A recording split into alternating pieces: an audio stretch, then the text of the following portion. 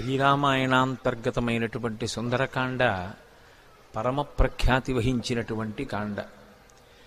ఎటువంటి ఆపదలు కలిగినప్పటికీ, ఎటువంటి క్లిష్ట సమయం ఏర్పడినప్పటికీ కూడా ఆ పరిస్థితిని అధిగమించాలి అనుకున్న వాళ్ళు పారాయణ చేసేటటువంటి కాండ సుందరకాండ. అలాగే ఉపాసన విషయమై అనేకమైనటువంటి రహస్యాలు తెలుసుకోవాలి అనేటటువంటి జిజ్ఞాస కలిగిన వారు చదివేటటువంటి కాండ సుందరకాండ. కేవలం పారాయణ చేసినంత మాత్రం చేత భగవంతుని యొక్క అనుగ్రహాన్ని తీసుకొచ్చి ఇవ్వగలిగినటువంటి కాండ సుందరకాండ. అసలు జాతకంలో మృత్యువు తరువుకొచ్చేస్తుంటే, ఏదో ప్రమాదం జరిగి అపమృత్యువు ఏర్పడవలసినటువంటి పరిస్థితిలో కూడా సుందరకాండ పారాయణ చేసిన, సుందరకాండ చదువుకున్న, సుందరకాండ విన్న తప్పకుండా అంత గొప్ప మృత్యువు కూడా తొలగిపోతుంది అనేటటువంటిది అనేక సందర్భాల్లో నిరూపణం చేసినటువంటి కాండ సుందరకాండ. అందుకే లోకంలో విజ్ఞులైనటువంటి వారు ఒక మాట చెప్తారు. అసలు వాంగ్మయంలో అత్యంత శక్తివంతమైనటువంటివి ఏవైనా ఉంటే రెండిటినే చెప్తారు. ఒకటి సుందరకాండ, రెండు సౌందర్యలహరి. ఈ రెండిటి తర్వాతే ఏదైనా ఉంటుందేమో కానీ ఈ రెండిటికన్నా కూడా ఇంకా శక్తివంతమైనటువంటిది, చదివినంత మాత్రం చేత, విన్నంత మాత్రం చేత ఎనలేని ప్రయోజనాన్ని చేకూర్చగలిగినటువంటి శక్తి కలిగినటువంటిది వేరొకటి ఉంటుంది అని అభిజ్ఞులైనటువంటి వారు ప్రతిపాదన చెయ్యలేదు. అంత శక్తివంతమైనటువంటి వాంగ్మయంతో, అటువంటి శ్లోకాలతో, మంత్రపూరితమైనటువంటి బీజాక్షరములతో కూడుకున్నటువంటి కాండ సుందరకాండ. పరమసుందరులైనటువంటి సీతారాముల్ని గుండెల్లో పెట్టుకుని తన సౌందర్యాన్ని అభివ్యక్తం చేసినటువంటి మహాసుందరుడిగా, హనుమ ఒక యోగి పొంగవుడిగా, ఆత్మదర్శనం చేసినటువంటి మహాపురుషుడిగా, ఒక వ్యక్తి జీవన ప్రస్థానంలో సంసారాన్ని తరించి చిట్ట చివర పరబ్రహ్మ దర్శనానికి, ఉపాసనలో అంతర్ముఖ ప్రయాణం ఎలా చేయాలనేటటువంటి మార్గానికి సోపానాలు పరిచిన కాండ కాబట్టి సుందరకాండ అని పేరు పెట్టారు.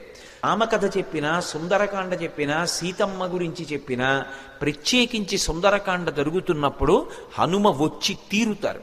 ఎందుకు వస్తారంటే, రామాయణంలో ఉత్తరకాండలో ఒక విషయం ఉంది. రామచంద్రమూర్తి అవతార పరిసమాప్తి చేస్తూ హనుమని అడిగారు, హనుమా నువ్వు కూడా నాతో వచ్చేస్తావా అని అడిగారు.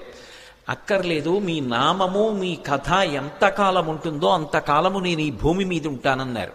అంత శక్తివంతమైనటువంటి సుందరకాండ యొక్క ప్రారంభం ఎక్కడ అంటే, నిజానికి మొదటి శ్లోకం తతో రావణనీతాయా అయినా దానికన్నా నేపథ్యం కిష్కింధకాండ చివరిలో పడింది.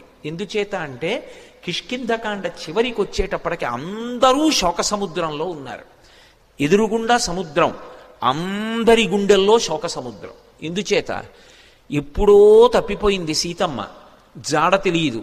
రాముడు ఏడుస్తున్నాడు, అన్న ఏడుస్తున్నాడు, లక్ష్మణుడు ఏడుస్తున్నాడు, భరతుడు అన్న కోసం ఏడుస్తున్నాడు, కౌసల్య సుమిత్ర కైకేయి బిడ్డల కోసం, రాముడి కోసం, కోడల కోసం, నందిగ్రామం వెళ్ళిపోయిన భరతుడి కోసం ఏడుస్తున్నారు. అసలు కోసల దేశ వాసులు ఎప్పుడు రాముడు వస్తాడని ఏడుస్తున్నారు. అవతల వానరులు సీతమ్మ జాడ తెలియలేదు. మాట ఇచ్చినటువంటి సుగ్రీవుడు సీతమ్మ జాడ కనిపెడతానన్నవాడు ఎలా కనిపెడతాడు? మాట దక్కించుకోగలడా? వానరులు ఏడుస్తున్నారు. సుగ్రీవుడు నా మాట నిలబడుతుందా? సీతమ్మ యొక్క జాడ కనిపెట్టి తేగలిగిన వాడు ఉన్నాడా? హనుమ కార్యం సాధించగలరన్న నమ్మకం ఉంది, కానీ అది జరిగే వరకు ఉద్విగ్నతతో ఉన్నాడు. అందరి హృదయాలు కూడా అత్యంత ఉద్విగ్నతతో కూడుకున్నటువంటి సందర్భంలో ఉన్నాయి. దక్షిణ దిక్కుకు వెళ్ళినటువంటి అంగదుడి నాయకత్వంలో వెళ్ళినటువంటి వానర సమూహంలో హనుమ సభ్యులు. కానీ ఆ వెళ్ళినటువంటి బృందం ఒక పెద్ద బిలంలో చిక్కుపడిపోయింది. ఆ చిక్కుపడిపోయినటువంటి కారణం చేత సుగ్రీవుడిచ్చినటువంటి కాలం దాటిపోయింది. సుగ్రీవుడిచ్చినటువంటి కాలం దాటిపోయింది కాబట్టి వెనక్కి వెడితే సుగ్రీవుడు చంపేస్తాడు. సుగ్రీవాజ్ఞ ఖచ్చితంగా తిరిగి రాకపోతే శిరచ్ఛేదం చేస్తానన్నాడు. వెనక్కి వెడితే సుగ్రీవుడు చంపేస్తాడు. అందుకని వాళ్ళకి బ్రతకాలనుంది, కానీ బ్రతకడానికి మార్గం లేదు. ఇది సుందరకాండ ప్రారంభం. కష్టమన్న మాటకి చిట్ట చివరి స్థితి ఏది అంటే, బ్రతకాలని ఉన్నా ఇక బ్రతకడానికి మార్గం లేదు. అంత పెద్ద కష్టంలో ఉన్నారు. వెనక్కి వెడితే సుగ్రీవుడు చంపుతాడు, ముందుకు వెళ్ళడానికి మార్గం తెలియదు, సీతమ్మ ఎక్కడుందో జాడ తెలియదు. అందుకని ప్రాయోపవేశం చేశారు. మేమందరం చచ్చిపోతామని పడుకున్నారు. మేమేమి ముట్టుకోం, మా అంతటా మా శరీరాలు పడిపోతాయి, లేదా క్రూర మృగాలో పక్షులో ఏవో వచ్చి మమ్మల్ని చంపేస్తాయి, తినేస్తాయి అని పడుకున్నారు. నిజంగా వాళ్ళు చచ్చిపోదామని అనుకోవట్లేదు, బ్రతకాలనుంది, కానీ చచ్చిపోవడం వినా మార్గం లేదు. అది అక్కడున్న స్థితి. అంత శోక సముద్రంలో ఉన్నారు. అటువంటి స్థితిలో అకస్మాత్తుగా ఒక పక్షి అరిచింది. వాళ్ళు తెలిసో తెలియకో రామకథ చెప్పుకున్నారు పడుకుని. ఇదెక్కడి ప్రారంధం వచ్చింది రామనకి? ఎక్కడో కోసల దేశానికి అయోధ్య రాజధాని. అయోధ్యని పరిపాలించిన వాడు దశరథుడా. దశరథుడికి 3 భార్యలా. 60,000 సంవత్సరముల వయస్సు వచ్చే వరకు బిడ్డలు లేరా? బిడ్డలు పుట్టకపోవడానికి ఎదురొచ్చినటువంటి పాపాన్ని పోగొట్టుకోవడానికి అశ్వమేధయాగం చేసి మంచి కుమారుల్ని పొందడానికి పుత్రకామేష్టి చేశాడా? చేసిన యజ్ఞ ఫలితంగా రామలక్ష్మణ భరత శత్రుఘ్నులనేటటువంటి 4 ఉత్తములైన కుమారుల్ని పొందాడా? పెద్దవాడు సుగుణాభిరాముడా. సీతమ్మ తల్లితో కలిసి తండ్రి మాట నిజం చేయడానికి అరణ్యవాసానికి వెళ్ళాడా? సీతమ్మ తల్లిని రాక్షసుడు అపహరించాడా? ఆ రామచంద్రమూర్తికి మన ప్రభువైన సుగ్రీవుడితో స్నేహం కుదిరిందా? వాలిని సంహరించి సుగ్రీవుడికి పట్టాభిషేకం చేశాడా? నీకెందుకు సీతమ్మ జాడ కనిపెడతానని మన ప్రభువైన సుగ్రీవుడు మాటిచ్చాడా? ఇచ్చిన మాట నిలబెట్టుకోవడానికి అన్ని దిక్కులకి వానరుల్ని పంపి మన ప్రారంభం కొద్దీ దక్షిణ దిక్కుకి మనని పంపాడా? మనం ఈ బిలంలో చిక్కుబడిపోయామా? సమయం దాటిపోయిందా? బ్రతకడానికి మార్గం లేక ప్రాయోపవేశం చేసి చచ్చిపోవడానికి సిద్ధపడుతున్నామా? మన కుటుంబాలు ఏమైపోతాయో, మన జాడ తెలియక ఎలా ఏడుస్తారో అని తెలిసో తెలియకో రామకథ చెప్పుకుంటున్నారు. అకస్మాత్తుగా ఓ పెద్ద పక్షి అరిచింది. ఎవడురా నా తమ్ముడైన జటాయువు పేరెత్తినవాడు అంది. వాళ్ళు కథాపరంగా జటాయువు పేరు చెప్పారు. వాళ్ళు చచ్చిపోదామని ఉంది, పక్షి వచ్చింది చంపేస్తుందేమో అన్నారు. అప్పుడు వెళ్ళి అడిగారు, ఎవరు నువ్వు అన్నారు. నేను జటాయువు యొక్క సోదరుడు సంపాతిని. నా రెక్కలు కాలిపోయాయి, నాకు రెక్కలు లేవు, నన్ను తీసుకెళ్ళండి సముద్రం దగ్గరికి, నా తమ్ముడు మరణించాడన్న వార్త తెలిసింది కాబట్టి నేను జలతర్పణ చేస్తానంది. జలతర్పణ చేసి మీరు ఎందుకు బాధపడుతున్నారని అడిగింది. సీతమ్మ జాడ తెలియదు అన్నారు. నేను సంపాతిని, నాకు విశేషమైనటువంటి దృష్టి శక్తి, నేను ఇక్కడ కూర్చుని చూస్తున్నాను, అదిగో లంకాపట్టణంలో సీతమ్మ ఉంది, నా మాట నమ్మండి, మీరు బయలుదేరండి, లంకలో అన్వేషించండి, మీకు సీతమ్మ కనపడుతుంది అంది. ఆ మాట సంపాతి చెప్పగానే కాలిపోయిన రెక్కలు మళ్ళీ వచ్చాయి కిష్కింధకాండ చివర్లో. అంటే రామకార్యం మీద వెడుతున్నటువంటి వాళ్ళకి మాట సాయం చేసినంత మాత్రం చేత కాలిపోయిన రెక్కలు మళ్ళీ పుట్టాయి. తెగిపోయిన రెక్క పెరగచ్చు, ఊడిపోయిన రెక్క మళ్ళీ అంటించచ్చు, ఏదో శస్త్రచికిత్స చేసి.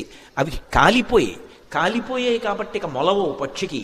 కానీ అది చేసిన పని ఏమిటంటే రామకార్యం మీద వెడుతున్న వాళ్ళకి గుక్కెడు మంచినీళ్లు కాదు ఇచ్చింది, ఒక్క మాట సాయం చేసింది. మాట సాయం చేసినంత మాత్రం చేత కాలిపోయిన రెక్కలు వచ్చాయి. అంటే రామ కార్యం మీద వెడుతున్న వాళ్ళకి చేసేటటువంటి ఉపకారమునకు ఉండేటటువంటి బలం, రామ కథ తెలిసో తెలియకో చెప్పుకున్నంత మాత్రం చేత కలిగేటటువంటి ఫలం ఆవిష్కరించారు కిష్కింధకాండ చివరిలో. కాబట్టి ఇప్పుడు సంపాతి వాక్కులు విని వాళ్ళందరూ దక్షిణ సముద్రానికి ఉత్తర తీరంలో కూర్చున్నారు. 100 యోజనముల లవణ సముద్రాన్ని దాటి వెళ్ళాలి. ఎవరు 100 యోజనముల సముద్రాన్ని దాటి వెడతారు? అందరూ ఎవరి బలాన్ని వాళ్ళు చెప్తున్నారు. అందులో పెద్ద పెద్ద వానరులు ఉన్నారు. వాళ్ళందరూ ఏదో 30 అన్నారు, 40 అన్నారు, 50 అన్నారు, 60 అన్నారు, 70 అన్నారు. అంగదుడు అన్నాడు, నేను 100 యోజనములు దాటి లంకాపట్టణానికి వెడతాను, కానీ తిరిగి రాగలనో రాలేనో చెప్పలేనన్నాడు. అందరూ అంతమంది పరివారం ఉండగా, పరివారం ఇక్కడ కూర్చుంటే ప్రభువు వెళ్ళి కార్యం చేస్తుంటే ఇంకెందుకు ఈ పరివారం, అలా నువ్వు వెళ్ళకూడదన్నాడు పెద్దవాడు జాంబవంతుడు. మరి ఎవరు వెడతారు? ఒక్క స్వామి హనుమ మాత్రం సముద్ర తీరంలో మిగిలిన వానరులకందరికీ దూరంగా కూర్చుని రామనామ జపం చేస్తున్నారు. ఎందుకని? ఆయనకి చిన్నతనంలో శాపం ఉంది. దేవతలందరూ ఇచ్చినటువంటి వరముల చేత విపరీతమైన బలం ఏర్పడిపోయింది. ఆ బలం ఏం చెయ్యాలో తెలియక చిన్నతనంలో మహర్షులు మడిబట్టలు ఆరేసుకుంటే వాటిని చింపేసేవారు, యజ్ఞకుండాలు కనపడితే తిరగతోసేసేవారు. ఇప్పుడు ఈ పిల్లవాడికి ఇంత బలం అనవసరం, వీడు పెద్దవాడు అయిన తర్వాత వీడికి అవసరం వచ్చినప్పుడు గుర్తొస్తే చాలని వాళ్ళు శేపురీరం రఘుశ్రేష్ఠ నాతి క్రుద్ధాతి మన్యవ అంటారు ఉత్తరాఖండలో. వాళ్ళు ఏం కోపంతో కాదు, ఇప్పుడు ఇందుకు ఈ పిల్లాడికి ఇంత బలం, అవసరం వచ్చినప్పుడు గుర్తొస్తుంది. ఈ పిల్లవాడి బలాన్ని వీడికి మళ్ళీ జ్ఞాపకం చేస్తే వీడికి జ్ఞాపకం వచ్చి శాపం పోతుంది అని శాపం ఇచ్చారు. తన బలం తనకి తెలియదు. అందుకే వాలి తరువుకొస్తున్నప్పుడు కూడా కిష్కింధకాండలో సుగ్రీవుడు పారిపోతుంటే హనుమ కూడా వెళ్ళిపోయారు తప్ప వాలికి ఎదురు తిరగలేదు. తన బలం తనకి తెలియదు. ఇప్పుడు జాంబవంతుడు హనుమ దగ్గరికి వెళ్ళారు. వెళ్ళి, నాయనా హనుమ, వానరజాతి యొక్క పరువు ప్రతిష్టలన్నీ నీ చేతుల మీద ఉన్నాయి. ఇంతటి బలసంపన్నుడవి. ఈ లోకంలో ముగ్గురున్నారు గమనవేగం ఉన్నవారు. అంత వేగంగా వెళ్ళగలిగినటువంటి ప్రాణి నాల్గవది లేదు. మొట్టమొదటి వాడు వాయుదేవుడు నీ తండ్రి, రెండవ వాడు గరుత్మంతుడు, మూడవ వాడు నువ్వు. ఇంతటి వేగం కలిగిన వాడివి, ఇంత బలం కలిగిన వాడివి, ఇంత బుద్ధిబలం ఉన్నటువంటి వాడివి, నువ్వు వానరజాతి పరువు ప్రతిష్టలు రామకార్యం ఆలోచించకుండా చేతకాని వాడిలా ఇలా కూర్చుంటావా? నీ తల్లి పుంజకస్థల, ఆమె అప్సరస. ఒకానొక శాపకారణం చేత ఈ భూమి మీద జన్మించింది. ఈ భూమి మీద జన్మించి నీ తండ్రి అయినటువంటి కేసరికి భార్య అయింది. ఆమెకి వాయుదేవుని యందు ఔరసపుత్రుడిగా జన్మించిన వాడివి. పుట్టగానే అపారమైనటువంటి వేగంతో సూర్యమండలం వైపు ప్రయాణం చేసి ఉదయిస్తున్న సూర్యబింబం తినే ఫలం అనుకుని వెళ్ళావు. ఇంద్రుడు వజ్రం పెట్టి కొడితే హనువులంటే నీ యొక్క దవడ సొట్టబడి కింద పడ్డావు కాబట్టి నీకు హనుమ అని పేరొచ్చింది. ఆ పేరు ఉంచుకోవాలి అని ఇంద్రుడు పరమ సంతోషంతో తన మెడలో ఉన్న పద్మాల మాల పైకెత్తి ఊపి, ఈ పిల్లవాడికి ఇంకొక పేరు ఉండకూడదు, నా వజ్రం చేత పుట్టిన పిల్లవాడిని కొడితే ఎడమ దవడ సొట్టబడింది కాబట్టి ఈ పిల్లవాడికి హనుమ అని పేరుంటుందన్నాడు. దేవతలందరూ తమ శక్తులు ధారపోశారు. నీ అంత శక్తివంతుడు లోకంలో ఇంకొకడు లేడు. ఇంతటి వేగం కలిగిన వాడివి, ఇంత శక్తి కలిగిన వాడివి, నువ్వు ఇలా కూర్చుంటావా? ఒకప్పుడు నాకు కూడా ఎంతో బలం ఉండేది. వామనమూర్తిగా శ్రీ మహావిష్ణువు ఈ భూమ్యాకాశములనన్నింటినీ ఆక్రమిస్తే ఇంతంతైవటుడు ఇంతయై వరుయుతానింతై యభోవీధిపై అంతై తోయదమండలగ్రమణ కల్లంతై ప్రభారాశిపై అంతై చంద్రునకంతయై ధ్రువునిపై అంతై మహర్వాటిపై అంతై సత్య పదోన్నతుండకుచు బ్రహ్మాండంత సంవర్ధియ్యి అని పెరిగిపోతే ఆ వామనమూర్తికి త్రివిక్రమావతారానికి 21 మార్లు ప్రదక్షిణం చేశాను నేను. కానీ ఇప్పుడు వృద్ధుణ్ణైపోయాను, బడలిపోయాను, 100 యోజనములు దాటలేను. కాబట్టి పిల్లవాడివి, శక్తివంతుడవు, నువ్వు శక్తి పుంజుకొని బయలుదేరాలని జాంబవంతుడు హనుమతో మాట్లాడి ఒక మాట అన్నాడు. హనుమాన్ హరిరాజస్య సుగ్రీవస్య సమోహ్యపి రామలక్ష్మణయోశ్చాపి తేజసాచ బలీనచ. జాంబవంతుడు రామాయణంలో ఏదైనా చెప్పాడు అంటే దానికి ఒక ప్రమాణం ఉంటుంది. ఎందుకంటే సృష్టికర్త అయిన బ్రహ్మగారు ఆవలిస్తే బ్రహ్మగారి అంశతో బయటికి వచ్చినటువంటి వాడు. ఆయన అంటున్నాడు, హనుమాన్ హరిరాజస్య, ఓ హనుమ, నువ్వు వానరులకంతటికీ కూడా రాజుతో సమానమైన వాడివి. పేరుకి సుగ్రీవుడు రాజు, కానీ సుగ్రీవుడి కన్నా నువ్వు ఏ విషయంలో తక్కువ కాదు. సుగ్రీవుడే కాదు, రామలక్ష్మణయోశ్చాపి తేజసాచ బలీనచ, రామలక్ష్మణులతో కూడా నువ్వు తేజస్సులో బలంలో సమానమైనటువంటి వాడివి. అటువంటి వాడివి ఇలా కూర్చుంటావా? ఉత్తిష్ట హర్షార్దూల హరిషార్దూల లంఘవస్య మహార్ణవం పరాహి సర్వభూతానాం హనుమన్యా గతిస్తవ. ఓ హనుమ, నీవు నీ బలాన్ని జ్ఞాపకాన్ని తెచ్చుకొని పైకి లేచి ఈ సముద్రాన్ని దాటు. నువ్వు దాటుతున్నప్పుడు ఈ బ్రహ్మాండంలో ఉన్నటువంటి సమస్త భూతములు ఆశ్చర్యపోతాయి నీ గమనశక్తిని చూసి. ఆశ్చర్యపోయి భూతకోటి అంతా లేచి నిలబడి నమస్కరిస్తుంది. అంత వేగంతో వెళ్ళగలిగిన వాడివి. అటువంటి వాడివి ఇలా కూర్చోకూడదు. వానర జాతి పరువంతా నీ చేతిలో ఉంది. నువ్వు ఇవాళ వెళ్ళి సీతమ్మ దర్శనం చేసి వచ్చి ఆమె జాడ తీసుకొస్తే మనం వెళ్ళి మళ్ళీ సుగ్రీవుడికి చెప్తే, సుగ్రీవుడు రాముడికి చెప్తే, రాముడి వలన ఉపకారం పొందినటువంటి సుగ్రీవుడు ప్రత్యుపకారం చేశాడనేటటువంటి మాట నిజమవుతుంది. లేకపోతే మన ప్రభువు పరువు పోతుంది. ప్రభువు చేత పరిపాలింపబడిన వానర జాతి పరువు పోతుంది. ఇంతమంది పరువు నీ చేతిలో ఉంది. ఇంతమంది శోకాన్ని పోగొట్టగలిగిన వాడివి నువ్వే. నాయనా లే అని ఒక్కసారి ప్రచోదనం చేస్తే శాప విమోచనం అయిపోయింది. తెలియక ఒక మాట అంటుంటారు, హనుమకి తన బలం గుర్తు చెయ్యాలని. మనం ఇప్పుడు జ్ఞాపకం చెయ్యక్కర్లేదు. ఎప్పుడో కిష్కింధకాండ చివరిలో సుగ్రీవుడు చేసినటువంటి స్తోత్రం చేత హనుమ యొక్క ఆ శాపమంతా విమోచనం అయిపోయింది. వెంటనే ఆయన తన బలాన్ని తాను జ్ఞాపకానికి తెచ్చుకొని మహేంద్రగిరి మీదకి ఎక్కుతూ అక్కడ నిలబడి ఒక మాట చెప్పారు. నా బలం నాకు జ్ఞాపకానికి వచ్చింది. నాతో సమానంగా వెళ్ళగలిగినటువంటి వాళ్ళు ఇద్దరే. ఒకటి నా తండ్రి వాయుదేవుడు, రెండు గరుత్మంతుడు. నేను ఎంత వేగంగా వెడతానంటే సూర్యుడు ఉదయాద్రి మీద ఉదయించి ప్రయాణం ప్రారంభం చేసినప్పుడు సూర్యుడితో పాటుగా ప్రయాణం ప్రారంభం చేసి సూర్యుడు మధ్యాహ్నానికి ఆకాశం మధ్యలోకి వచ్చేటప్పటికి నేను పశ్చిమాద్రికి వెళ్ళి పశ్చిమాద్రిని ముట్టుకుని మళ్ళీ తిరిగి వచ్చి మధ్యాహ్నం సూర్యబింబాన్ని కలవగలను. అంత వేగంతో వెళ్ళగలను. సముద్రం మీద నేను వెడుతున్నప్పుడు నా వేగాన్ని తట్టుకోలేక నా తొడల యొక్క వేగానికి సముద్రాన్నంతటినీ చాప చుట్టినట్టు చుట్టి నీటిని పైకెత్తి తీసుకుపోగలను.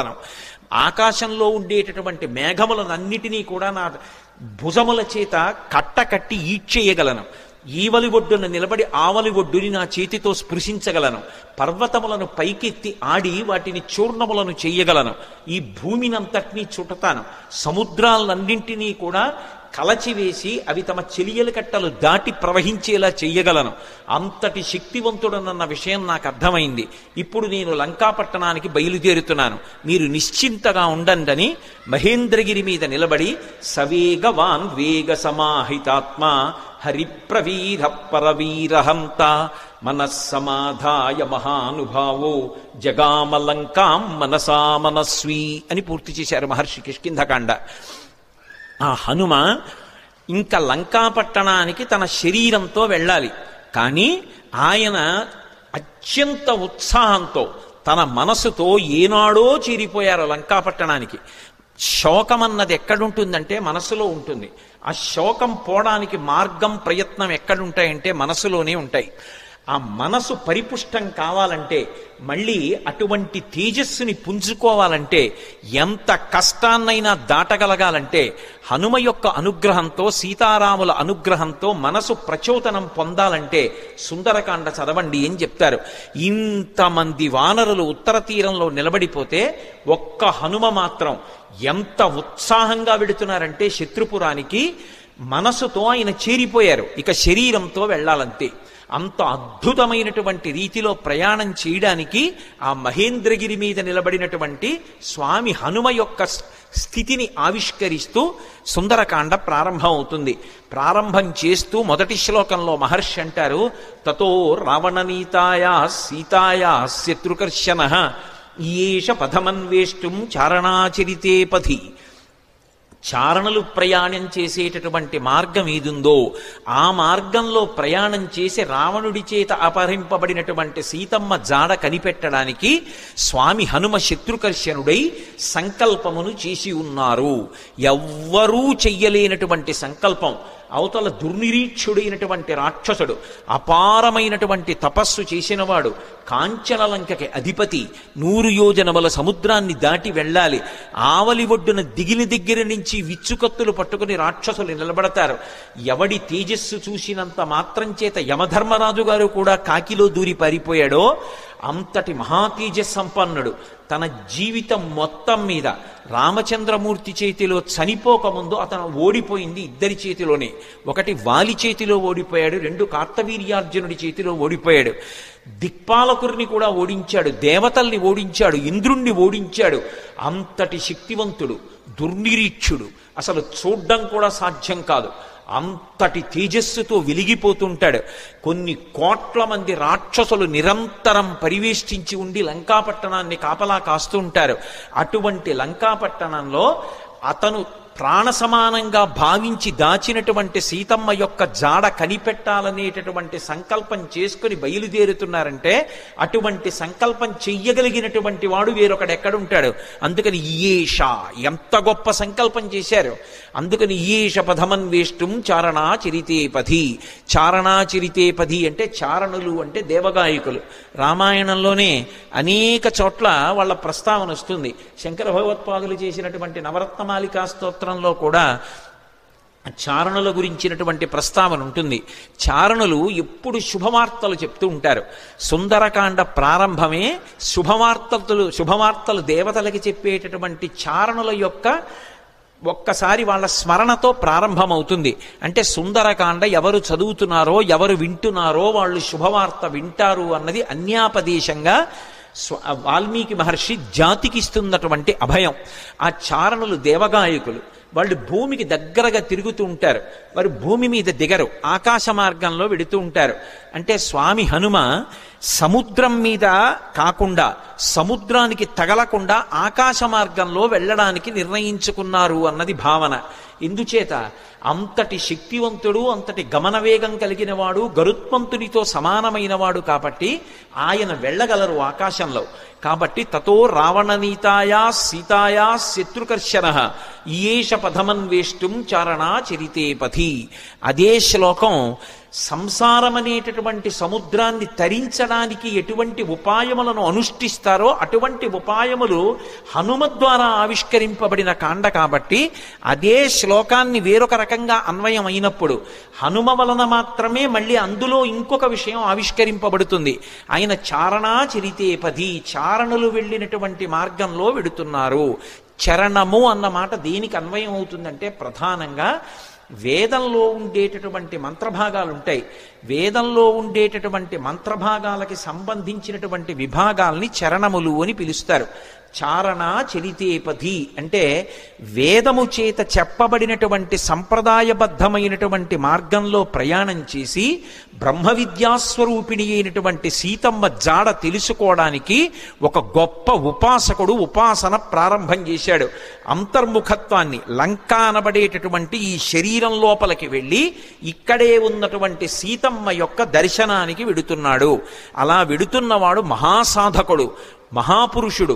ఆయన తప్ప మిగిలిన వాళ్ళు ఈ కంటితో ఎదురుగుండా ఉన్న వాటిని చూసి ఆనందపడుతుంటే, భోగం అనుభవిస్తుంటే, ఆయన ఈ కన్నులు మూసి వేదము చేత చెప్పబడినటువంటి మంత్రములను ప్రమాణంగా తీసుకుని చారణా చరితేపథి, ఆ వేదము చెప్పిన సంప్రదాయ పద్ధతిలో అంతర్ముఖత్వంతో లోపల ఉన్నటువంటి బ్రహ్మ విద్యాస్వరూపిణి అయినటువంటి జగన్మాత దర్శనానికి బయలుదేరుతున్నారు. ఇది చెప్పడం ఆ శ్లోకానికి ఉన్నటువంటి ఆంతరమైనటువంటి అర్థం. అందులో రావణ అన్న చోట మధ్యలో ఉన్నటువంటి వా గాయత్రీ మహామంత్రంలో ఉన్నటువంటి బీజాక్షరం. అక్కడికి వచ్చేటప్పటికి బీజాక్షరం ప్రతిపాదింపబడింది. గాయత్రీ మంత్రం ఒక్కదానికి ఒక ప్రత్యేకత. 24 అక్షరాలు బీజాక్షరాలే. 24 అక్షరాలకి ఋషులున్నారు, 24 అక్షరాలకి అధిష్టాన దైవాలు ఉన్నారు. ప్రత్యేకించి ఈ వా అన్న అక్షరాన్ని రోజు గాయత్రీ మహామంత్రంలో అంతర్భాగంగా ఎవరు జపం చేస్తారో వాళ్ళకి అజ్ఞానము తొలగిపోయి జ్ఞానము కలుగుతుంది.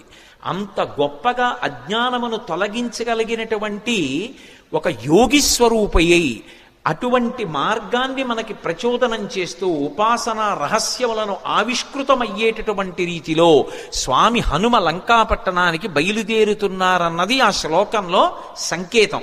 అందుకని తతో రావణనీతాయా సీతాయా శత్రుకర్షణ ఈయేష పథమన్వేష్టం చారణా చరితేపథి. శత్రుకర్షణ అంటే శత్రువులను అణచినవాడు. ఏవి శత్రువులు? కామక్రోధ లోభ మదమోహమాత్సర్యములే శత్రువులు. కానీ లోకంలో అందరికీ ఎవడి కామం వాడికి సంతోషంలా అనిపిస్తే అవి శత్రువులని భావించి వాటిని పక్కకి పెట్టి భగవద్దర్శనం కోసమని శ్రమిస్తున్నవాడెవరున్నాడో వాడు ఉపాసకుడు. అందుచేత ఆయన శత్రుకర్షణుడైనటువంటి హనుమ బయలుదేరుచున్నారు. ఈ శ్లోకంలో గొప్ప విషయం ఏమిటంటే అసలు ఎప్పుడూ రామాయణం వినని వాడికి ఈ శ్లోకంతో కథ మొదలుపెట్టారనుకోండి, అందులో హనుమ పేరు లేదు. మీరు పూర్వాపరాలు చెప్తే తప్ప ఎవరు బయలుదేరుతున్నారో తెలియదు. కానీ ఈ జాతి గొప్పతనం ఏమిటంటే రామాయణం తెలియని వారు ఉండరు కాబట్టి హనుమ బయలుదేరుతున్నారు అని నేను చెప్పేసేయచ్చు. యథార్థంగా ఆలోచిస్తే అందులో ఎక్కడుంది హనుమ పేరు? ఆ ప్రారంభ శ్లోకంలో తతో రావణనీతాయా సీతాయా శత్రుకర్షణ ఈయేష పథమన్వేష్టం చారణా చరితేపథి. ఆయన బయలుదేరుతున్నారు. ఎవరాయన? హనుమ. అంటే కిష్కింధకాండతో అన్వయం చేయి. సుందరకాండని సుందరకాండగా మొదలు పెట్టేయవద్దు. సుందరకాండ గొప్పతనం తెలియాలంటే, రామకథా బలం తెలియాలంటే, హనుమ యొక్క వైభవం తెలియాలంటే, అందరూ సంతోషాన్ని పొందడం మొదలైందని తెలియాలంటే, ఆయన ప్రయాణించేటటువంటి ఆయన శక్తి నీకు తెలియాలంటే కిష్కింధకాండతో అన్వయం చేసే సుందరకాండ మొదలుపెట్టు సుమా. అన్యాపదేశంగా మహర్షి యొక్క సంకేతం. అందుకని ఇప్పుడు స్వామి బయలుదేరడానికి సిద్ధంగా ఉన్నారు. ఆ నిలబడినటువంటి స్వామి యొక్క మూర్తిని వర్ణిస్తూ అంటారు, ఆయన దుష్కరం నిష్ప్రతిద్వంద్వం చికీర్షం కర్మవానర సముదగ్ర శిరోగ్రీవో గవాం పతిరివాబభౌ అంటారు. ఆయన తల బాగా రిక్కించి రెండు చేతులు నడుం మీద పెట్టి బలాన్ని పుంజుకుని దూరంగా 100 యోజనముల సముద్రాన్ని చూస్తూ ఆ దక్షిణ దిక్కు వంక చూస్తూ నిలబడితేట ఆయన ఎలా ఉన్నారంటే ఎదురుగుండా ఒక పెద్ద ఆబోతు నిలబడిందా అన్నట్టుగా ఉన్నారట. ఆబోతు నిలబడిందా అన్నట్టుగా ఉన్నారన్న దాంట్లో ఒక సంకేతం. ఆబోతు అంటే నందీశ్వరుడు. నందీశ్వరుడు అంటే లోపల ఆనందం పొందుతూ ఉంటాడు. నంది శివాలయంలో ఎప్పుడు శివలింగాన్ని చూస్తూ ఉంటాడు. ఆయన దగ్గరికి వెళ్ళి మీరు మేళం చెయ్యండి, రోహిణీ కార్తెలో ఎండ రానివ్వండి, రోళ్లు పగిలిపోతుండనివ్వండి, హోరుమని వర్షం పడుతుండనివ్వండి, భక్తి ఎక్కువైపోయి ఆయన తోక కింద దీపం పెట్టండి, అరటిపండు ముక్క తీసుకెళ్ళి ఆయన మూతికి రాసేసి గాజు ఈగలు ముక్కులో దూరనివ్వండి, ఆయన తల కూడా ఇలా కనపడు. పృష్ఠభాగాన్ని ప్రపంచానికి ఇస్తాడు, దృష్టిని శివలింగం మీద పెడతాడు. దుష్కరం నిష్ప్రతిద్వంద్వం చికీర్షం కర్మవానర సముదగ్ర శిరోగ్రీవో గవాం పతిరివాబభౌ. అసలు ఆ శ్లోకాన్ని చదవడం కష్టం. అంటే అది సామాన్యమైన విషయం కాదు సుమా, అందరూ చేయగలిగిన విషయం కాదు. కాంచనలంకలో రావణుని చేత బంధీకృత అయినటువంటి సీతమ్మ తల్లి దర్శనం చేస్తానని ధైర్యంగా సంకల్పం చేసి నిలబడగలగడమే అంత తేలికైన విషయం కాదు. అటువంటి సంకల్పం చేసినటువంటి వాడు కేవలం తాను ఆచరించవలసినటువంటి ప్రణాళిక మీద దృష్టి పెట్టి తాను 100 యోజనముల సముద్రాన్ని దాటి వెళ్ళవలసినటువంటి విషయం మీద ఆలోచిస్తున్నారు తప్ప పిరికితనం కాని, వెళ్ళగలనా అని కాని, వెళ్ళలేనా అని కాని, అసలు రెండవ ఆలోచనకి తావులేని రీతిలో శివాలయంలో నంది ఎలా ఉంటాడో అలా ఆబోతులా కొండ మీద నిలబడి ఉన్నారు. అలా ఆయన్ని చూస్తే నీటి మడుగు మధ్యలో నిలబడిన ఏనుగా అన్నట్టుగా ఉన్నారట. దుష్కరం నిష్ప్రతిద్వంద్వం చికీర్షం కర్మవానర సముదగ్ర శిరోగ్రీవో గవాం పతిరివాబభౌ అథ వైడూర్యవర్ణేషు షద్వలేషు మహాబల ధీర సలిలకల్పేషు విచచార యథాసుఖం అంటారు మహర్షి.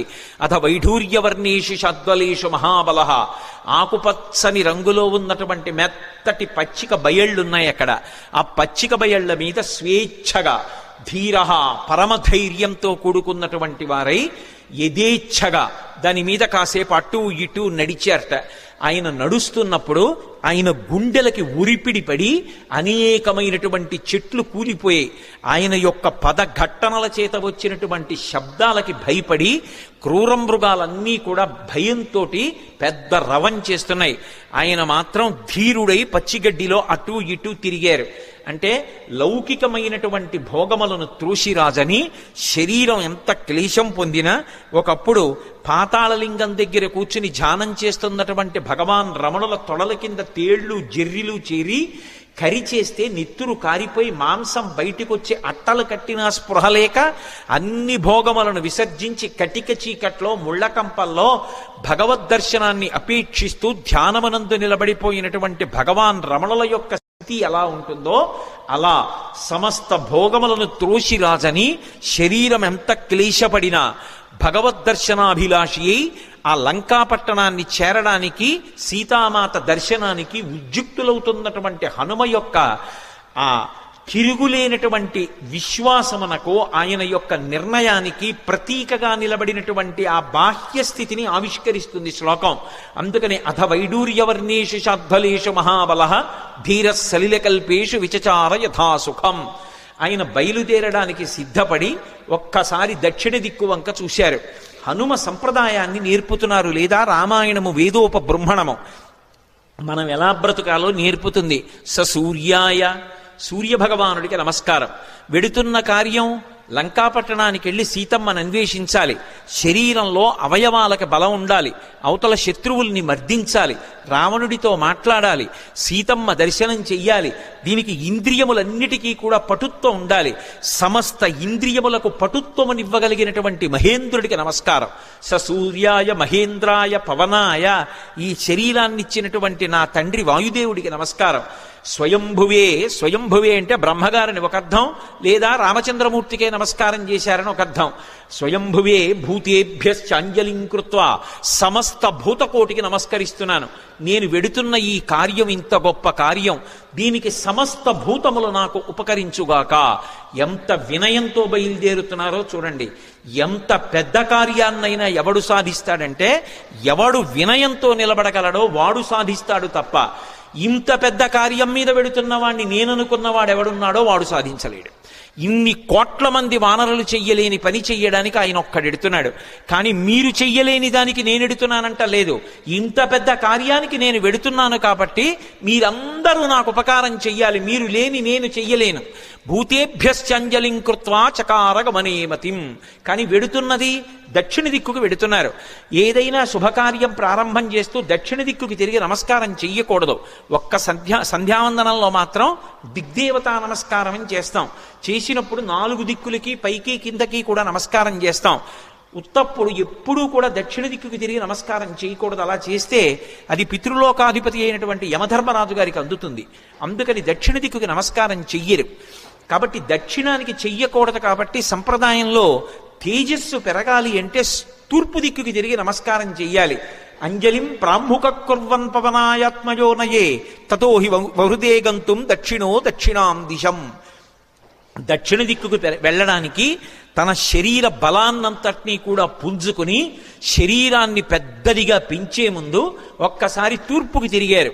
దక్షిణానికి ప్రయాణం. కానీ తూర్పుకి తిరిగి అంజలి ఘటించారు సూర్యనారాయణమూర్తికి. అంజలి ఘటించి తన తండ్రి అయినటువంటి వాయుదేవుడికి ఇంకొక్క మారు నమస్కారం చేశారు. శరీరాన్నిచ్చినటువంటి తండ్రి అంటే శంకరాయచ మయస్కరాయచ అంటుంది. పరమశివుడు ఇంట్లో తిరిగితే కరచనాదులతో అదే తండ్రి. అటువంటి తండ్రి రూపంలోనే పరమేశ్వరుడు తిరుగుతూ ఉంటాడు అని. అటువంటి తండ్రికి వేరొక్క పర్యాయం నమస్కారం చేశారు. అంజలిం ప్రముఖ కుర్వన్ పవనాయత్మయోనయే తతో హి వవృతే గంతుం దక్షిణో దక్షిణాం దిశం. ఇప్పుడు ఇక బయలుదేరాలి. పెద్ద శరీరాన్ని పర్వతంలా పెంచారు. పెంచి ఇక బయలుదేరడానికి సిద్ధపడుతూ సచచాలాచలశ్చాపి ముహూర్తం కపిపీడితః తరూణాం పుష్పితాగ్రాణాం సర్వం పుష్పమశాతయత్ గిరిణా పీడ్యమానేనా పీడ్యమానాని సర్వశః గుహావిష్టాని భూతాని వినేదుర్వికృతైశ్వరైః తాస్తథా సవిషైర్దష్టా కుపితైస్తైర్మహాశిలాః జజ్వల పావకో దీప్తా బిబిదుశ్చ సహస్రధా యాని ఔషధజాలాని తస్మిన్ జాతాని పర్వతే విషఘ్నాన్యపి నాగానాం నశేకుష్యమితుం విషం అన్నారు మహర్షి. ఎంత అద్భుతంగా వర్ణించారో. పర్వతాకారుడై నిలబడి ఆ మహేంద్ర పర్వతాన్ని తన 2 పాదముల చేత గట్టిగా పీడించారు. ఆ తొక్కి పట్టేటప్పటికి గుహలన్నీ కూడా మూసుకుపోయాయి. ఆ మూసుకుపోయే ముందు ఆ పర్వతం కదిలింది. కదిలి చెట్లకున్నటువంటి పువ్వులన్నీ రాలిపోయాయి. ఆ రాలిపోయినటువంటి పువ్వులన్నీ ఆయన ఒంటి మీద మహేంద్రగిరి మీద పడ్డాయి. ఇది మహేంద్రగిరి పుష్పాల కొండ అనిపించింది. ఆయన ఒళ్ళంతా పువ్వులు. ఇంకొంచెం నొక్కారు.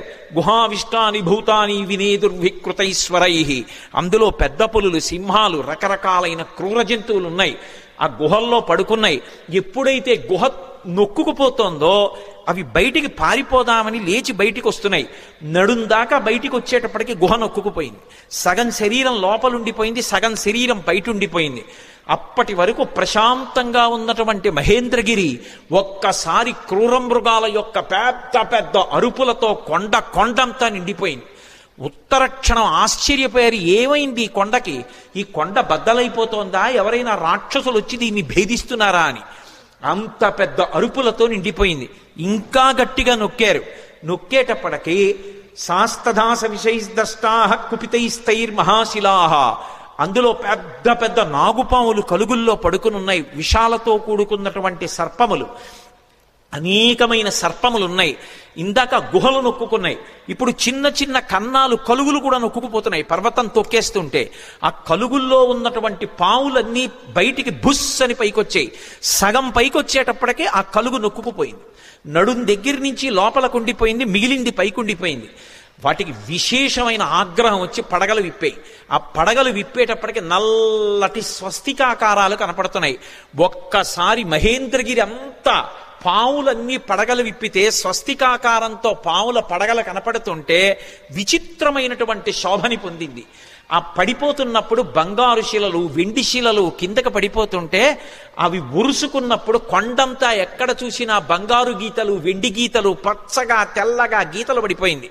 ఈ బయటికి వచ్చేసినటువంటి పాములు ఇవన్నీ ఎంతసేపట్లో, నేను వర్ణించినంతసేపు పట్టదు, ఒక్క క్షణకాలంలో బయటికి వచ్చినటువంటి పాములు తమ పడగలు విప్పి ఆ బాధ తట్టుకోలేక పక్కన ఉన్నటువంటి శిలల్ని కాటువేశాయి. వాటి విషం వచ్చి శిలలకి తగిలేటప్పటికీ ఆ శిలల్లోంచి అగ్నిహోత్రం పుట్టి ఒక్క క్షణంలో మహేంద్రగిరి అంతా కూడా అగ్నిహోత్రంలో తగలబడిపోతోంది. అక్కడ అనేకమైనటువంటి ఓషధులు ఉన్నాయి. యాని ఔషధజాలాని తస్మిన్ జాతాని పర్వతే విషఘ్నాన్యపి నాగానాం నశేకుష్యమితుం విషం. ఆ ఓషధులు పాముల యొక్క విషాన్ని పోగొట్టగలవు, కానీ అంత గొప్ప కాట్లు వేస్తే పుట్టినటువంటి విషంలోని అగ్నిహోత్రాన్ని అక్కడ ఉన్నటువంటి పాములు ఏవీ కూడా, అక్కడ ఉన్నటువంటి ఓషధులు ఏవీ కూడా ఆర్పలేకపోయాయి. పొగ్గున మంటలు మండిపోతున్నాయి. ఒక పక్క గుహల్లో సగం శరీరాలు ఉండిపోయాయి.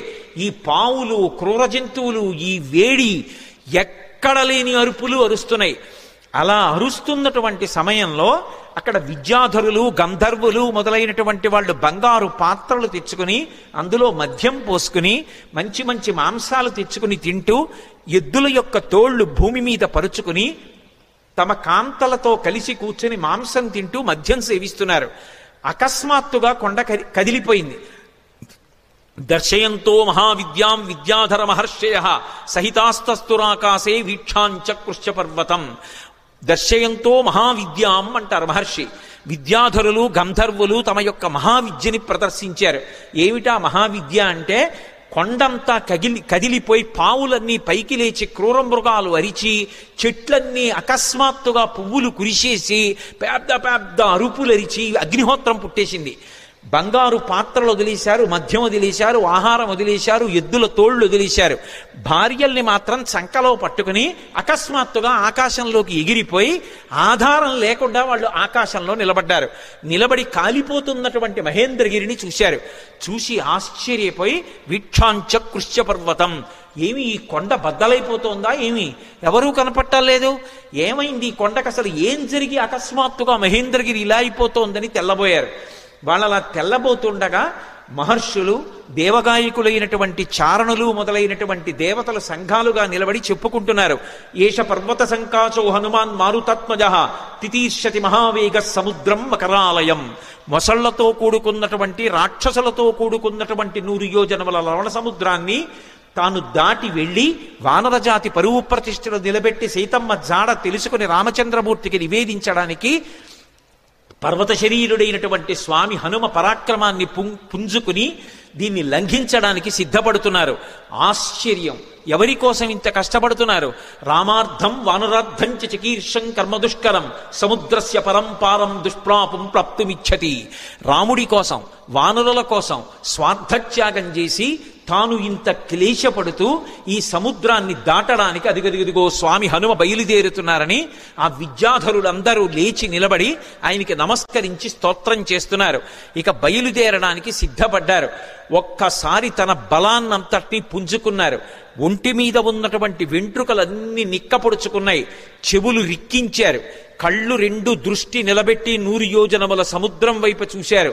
సచిచాలాచలశ్చాపి ముహూర్తం కపిపీడిత అని దుదివేచ సరోమాణి చకంపే చాచలోపమః బాహూ సంస్తంభయామాస మహాపరిగసన్నిభౌ సపాదచ కపికట్యాం చరణౌ సంచుకోచ. ఆయన వెంటనే ఆ ఒంటి మీద వెంట్రుకలు నిక్కపొడుచుకుని ఉన్నాయి. ఆ తోక ఒక్కసారి ఇలా పైకెత్తారు. గరుత్మంతుడు సముద్రం మీద వెడుతూ పావుని తన్నుకుపోతున్నప్పుడు ఎలా ఉంటుందో అలా ఉన్నటువంటి తోకని ఝుళిపించి నేలకేసి కొట్టారు. కొట్టి ఆ 2 చేతులు పైకెత్తి ఇలా పరిగలు బిగించినట్టు బిగించారు. మహాపరిగసన్నిభౌ సపాదచ కపికట్యాం చరణౌ సంచుకోచ. కాళ్ళు వంచారు, మోకాళ్ళు కొద్దిగా కిందకి ఉంచారు, నడుం సన్నం చేశారు, హృదయాన్ని బాగా విశాలం చేశారు. మార్గమాలోకయన్ దూరాదుర్ధం ప్రణిహితేక్షణ రురోధ హృదయే ప్రాణాన్ ఆకాశమవలోకయన్. ప్రాణవాయువుని లోపల బంధించారు, దృష్టి బాగా నిలబెట్టారు, చెవులు రిక్కించారు. ఇక ఎగరడానికి సిద్ధపడుతున్నారు. పాదములతో తొక్కి పెట్టి ఉంచారు. మోకాళ్ళు వంగి ఉన్నాయి, నడుం సన్నగా ఉంది, తొడలలోకి శక్తినంతటినీ పుంజుకున్నారు. ఇక ఎగరబోతూ కిందకి చూశారు.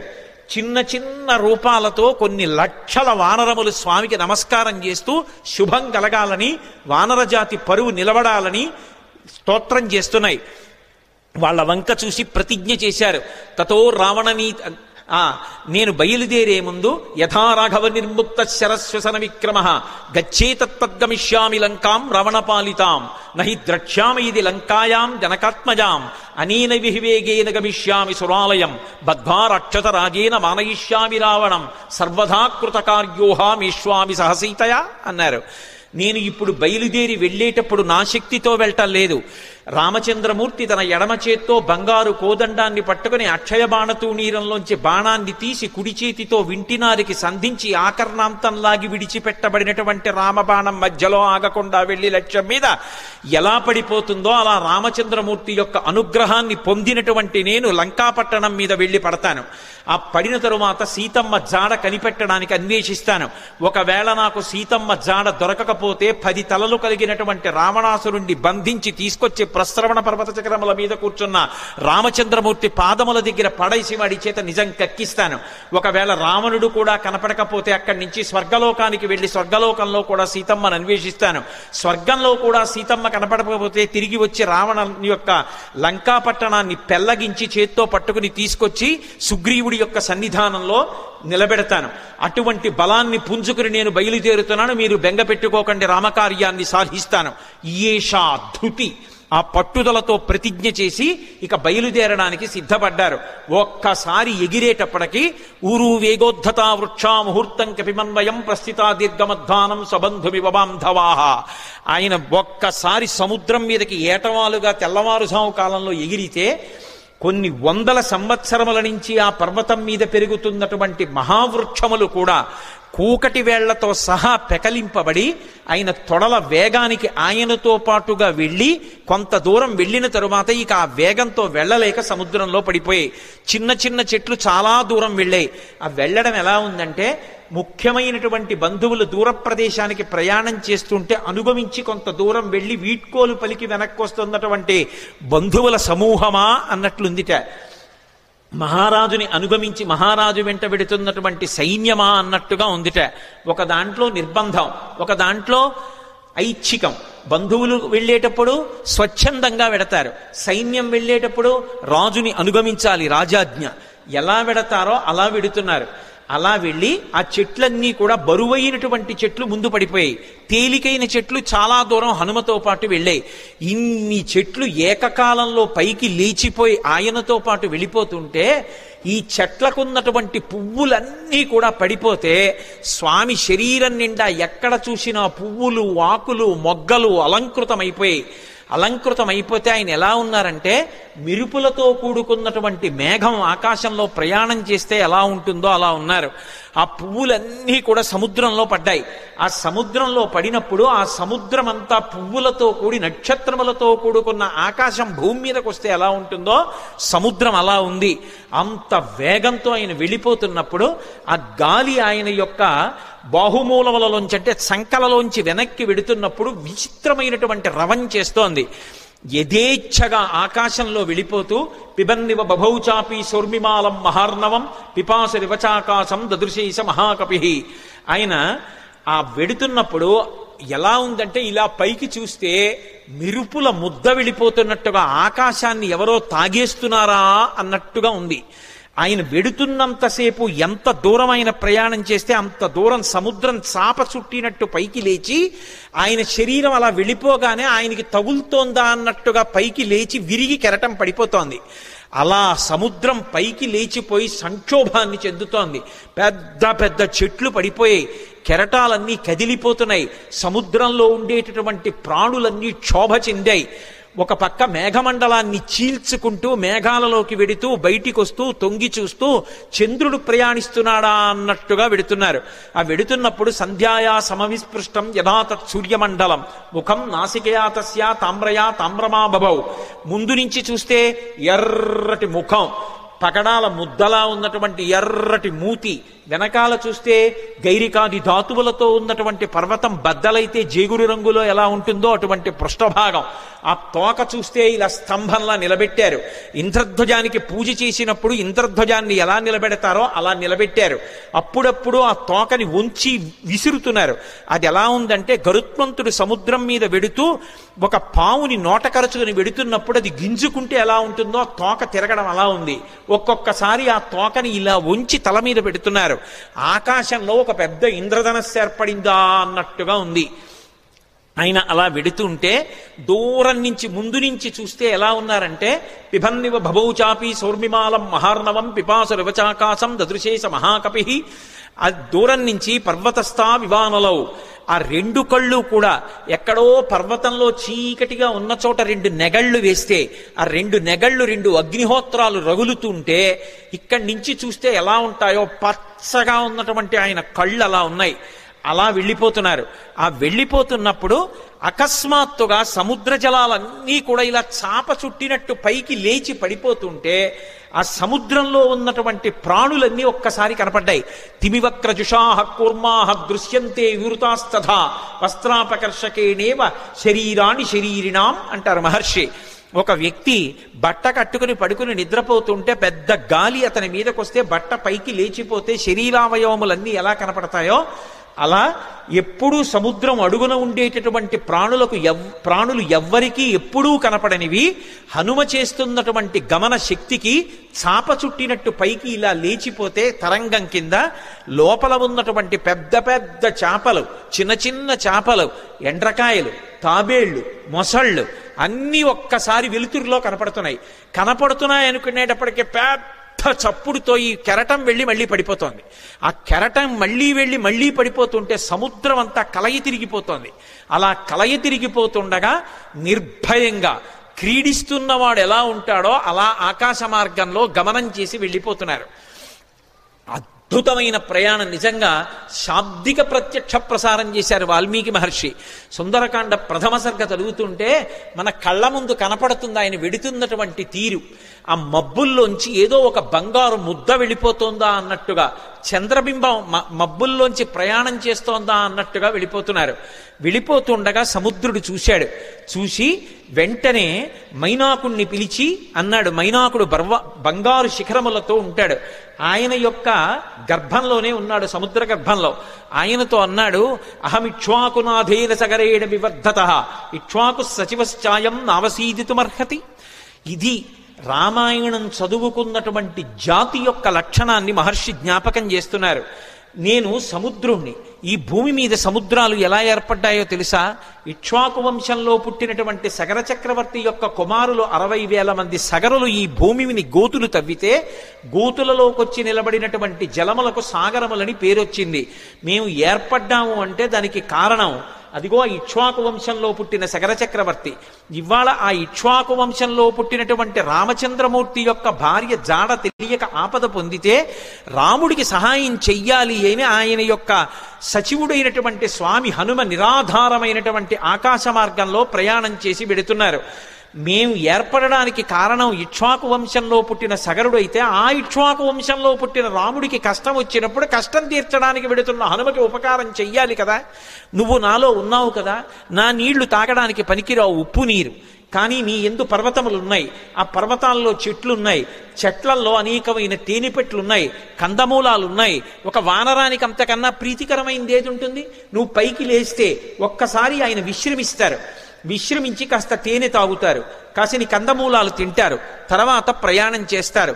అటువంటి మహానుభావుడు ఎడుతున్నప్పుడు మనం ఆయనకి కించిత్ ఉపకారం చెయ్యకపోతే ఎంత దోషం చేసినట్టు. పాతాళ శాప్రమేయస్యా ద్వారమావృత్య తిష్టసి తిర్యగూర్త్వమలశ్చైవ శక్తిస్తే శైలవర్ధితం. నువ్వు ఈ సముద్రంలో పడిపోయినప్పుడు పాతాళలోకం నుంచి రాక్షసులు పైకొచ్చేటటువంటి బిలానికి అడ్డంగా పడ్డావు ద్వారానికి, కాబట్టి రాక్షసులు పైకి రాలేరు. కానీ నీకు ఒక శక్తి ఉంది, నువ్వు పైకి పెరగలవు, పక్కలకి పెరగలవు, కిందకి వెళ్ళగలవు. కాబట్టి పైకి లే, స్వామి హనుమ వస్తున్నారు, తొందరగా లే. ఎందుకో తెలుసా? కర్తవ్యమకృతం కార్యం సతాం మన్యుముదీరయేత్. ఆర్షవాక్కు అద్భుతమైన విషయాన్ని చెప్తున్నారు. మహాత్ములకు కోపం రాదు. కానీ అటువంటి మహాత్ములు కూడా కోపగిస్తారు. ఎప్పుడు కోపగిస్తారో తెలుసా? చెయ్యవలసిన పని చెయ్యడం కాదు, చెయ్యవలసిన పని చెయ్యవలసిన సమయానికి చెయ్యకపోతే మహాత్ములకు కూడా ఆగ్రహం వస్తుంది. అందుకని ఆయన దాటిపోక ముందు నువ్వు లేవాలి. అయ్యో నాకు తెలిసి లేచేటప్పటికి ఆయన వెళ్ళిపోయారు అనకూడదు. ఆయన రాకముందు లేచి నిలబడాలి. మహాత్ములు వచ్చేటప్పటికి సిద్ధంగా ఉండాలి. అందుకని వారు రాకముందు లేచి నిలబడు, అంజలి ఘటించు, స్వాగతం పలుకు, పలికి ఆయనకి విశ్రాంతికి స్థానం కల్పించు అనగానే మైనాక పర్వతం సముద్రాన్ని చీల్చుకుని ఒక్కసారి పైకి లేచింది. వచ్చేస్తున్నారు హనుమ ఆకాశ మార్గంలో. అకస్మాత్తుగా ఆ శిఖరముల మధ్యలో బంగారం ఉంటుంది. బాలసూర్యుని యొక్క కిరణములు పడి తెల్లవారుజాము కాలమేమో మరింత శోభిస్తోంది. ఆకాశం అంతా బంగారు వర్ణం పొందేసింది. అకస్మాత్తుగా సముద్రంలోంచి శిఖరములు లేచాయేమో, సముద్ర రంగంతా కూడా బంగారు రంగు అయిపోయింది. ఆ శిఖరములు పైకి లేచాయి. దర్శయామాస శృంగాణి సాగరేణ నియోజిత శాతకుంభమయీర్ శృంగై సకిన్నరమహోరగై అంటారు మహర్షి. ఆ పర్వత శిఖరములు పైకి లేస్తే దాని మీద కిన్నరులు ఉన్నారు, దాని మీద భయంకరమైనటువంటి సర్పములు ఉన్నాయి, చెట్లున్నాయి, తేనెపట్లున్నాయి, కందమూలాలున్నాయి, బంగారంతో మెరిసిపోతున్నాయి ఆ శిఖరాలు. స్వామి హనుమ చూశారు, ఇదేమి ఇప్పటి వరకు లేనిది సముద్రంలోంచి అకస్మాత్తుగా బంగారు శిఖరాలు పైకి లేచాయే అని. మధ్యే లవణతోయస్య విఘ్నోయమితి నిశ్చిత. అకస్మాత్తుగా సముద్రంలోంచి బంగారు శిఖరాలు పైకి లేచాయంటే ఇది నేను చేస్తున్నటువంటి పనికి, నేను వెడుతున్న కార్యానికి విఘ్నం, నేను ఆగకూడదు అని వరసాపాతయామాస జీమూతమివమారుత తన వక్షస్థలంతో కొట్టారు శిఖరాల్ని. అవి చూర్ణములై పొడి అయిపోయి పడిపోయాయి. సముద్రంలో పడిపోగానే ఒక్కసారి మైనాకుడు పురుష రూపాన్ని దాల్చి నిలబడ్డాడు. అంతరిక్ష స్థిత శ్రీమాన్ ఇతం వచనమబ్రవీత్. ఆకాశంలో నిలబడి స్వామి హనుమతో మాట్లాడుతున్నాడు. మహానుభావ, కృతీచ ప్రతికర్తవ్యం దేశధర్మ సనాతన సోయం తత్ప్రతికారార్థీ తత్వసమ్మానమర్హతి అతిథి కిల పూజార్హ ప్రకృతోపి విజానత. ఈ జాతికి ఒక లక్షణం ఉంది, ఉపకారం చేసిన వాడికి ప్రత్యుపకారం చెయ్యాలి. ఒక ఉపకారాన్ని పొంది తిరిగి ప్రత్యుపకారం చెయ్యకుండా ఉపకారాన్ని మరిచిపోయిన వాడెవరుంటాడో వాడు కృతఘ్నుడు. అటువంటి కృతఘ్నుడికి నిష్కృతి లేదు. కిష్కింధకాండలో కూడా స్వామి లక్ష్మణుడు అంటాడు, బ్రహ్మఘ్నైచ సురాపేచ చౌరే భగ్నవ్రతీ తథా నిష్కృతిర్విహితా సిద్భి కృతఘ్నో నాస్తి నిష్కృతి. బ్రహ్మహత్య చేసిన వాడికి, దొంగతనం చేసిన వాడికి, సురాపానం చేసిన వాడికి, ఒక వ్రతం చేస్తానని నీళ్లు ముట్టుకుని కూడా వ్రతం చెయ్యకుండా వ్రతభంగం చేసిన వాడికి ప్రాయశ్చిత్తం ఉందేమో కానీ చేసిన ఉపకారాన్ని మరిచిపోయి కృతఘ్నుడై బ్రతికేటటువంటి వాడికి మాత్రం నిష్కృతి లేదంటాడు. కాబట్టి కృతీచ ప్రతికర్తవ్యం దేశధర్మ సనాతన. ఉపకారం చేసిన వాడికి ఉపకారం చెయ్యొద్దు. నేను సముద్రంలో దాక్కున్నాను, దాక్కోవడానికి నాకు అవకాశం ఇచ్చి సముద్రుడు ఉపకారం చేశాడు. అంతేకాదు, నీ తండ్రి నాకు ఉపకారం చేశాడు. ఒకానొకప్పుడు పర్వతాలకన్నిటికీ కృతయుగంలో రెక్కలుండేవి. పర్వతములు ఎగిరి వెళ్ళి ఎక్కడ కావాలంటే అక్కడ దిగేవి. అలా దిగుతున్నప్పుడు గ్రామాలకి గ్రామాలు, మునివాటికలు నశించిపోతుండేవి.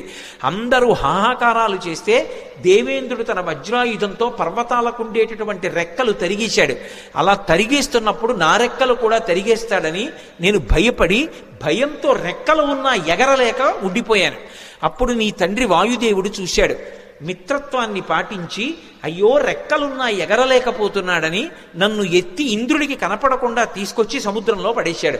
నేను వెళ్ళి రాక్షసుడు పైకొచ్చేటటువంటి బిలమార్గానికి అడ్డుగా పడ్డాను. ఇంద్రుడు ఓరకంట చూసి పోనీలే భయంతో కదలడు కాబట్టి బిలమార్గం మూసుకుంది, రాక్షసులు పైకి రారు. ఉభయత్రా ఉపకారం జరుగుతుందని ఊరుకున్నాడు. రెక్కలున్నా కదలలేక ఆనాటి నుంచి ఈనాటి వరకు సముద్రంలో పడున్నాను.